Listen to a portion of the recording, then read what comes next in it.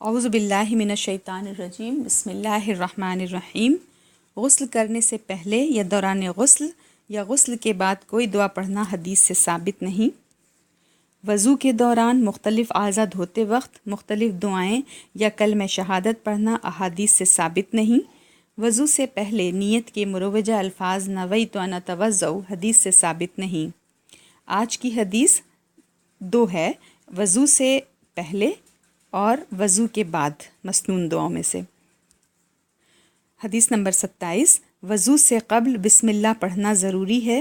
عن سعید بن زید رضی اللہ عنہ قال قال رسول اللہ صلی اللہ علیہ وسلم لا وضوء لمن لم یذکر اسم اللہ علیہ، رواہ الترمذی و ابن ماجہ۔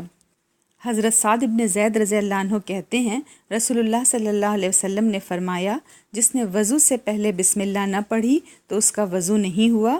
اسے ترمذی اور ابن ماجہ نے روایت کیا ہے اور یہ حدیث حسن ہے۔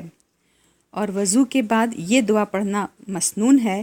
عن عمر بن الخطاب رضی اللہ عنہ قال قال رسول اللہ صلی اللہ علیہ وسلم ما منکم من احد یتوضأ فیسبغ الوضوء ثم یقول اشہد ان لا الہ الا اللہ وحدہ لا شریک لہ واشہد ان محمدا عبدہ ورسولہ الا فتحت لہ ابواب الجنۃ الثمانیۃ یدخل من ایہا شاء، رواہ احمد و مسلم و ابو داود۔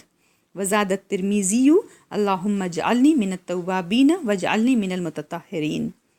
حضرت عمر بن خطاب رضی اللہ عنہ کہتے ہیں کہ رسول اللہ صلی اللہ علیہ وسلم نے فرمایا، اگر کوئی شخص مکمل وضو کر کے یہ دعا پڑھ لے کہ میں گواہی دیتا ہوں کہ محمد صلی اللہ علیہ وسلم اللہ کے بندے اور اس کے رسول ہیں، تو اس کے لیے جنت کے 8 دروازے کھول دیے جاتے ہیں کہ جس سے چاہے داخل ہو۔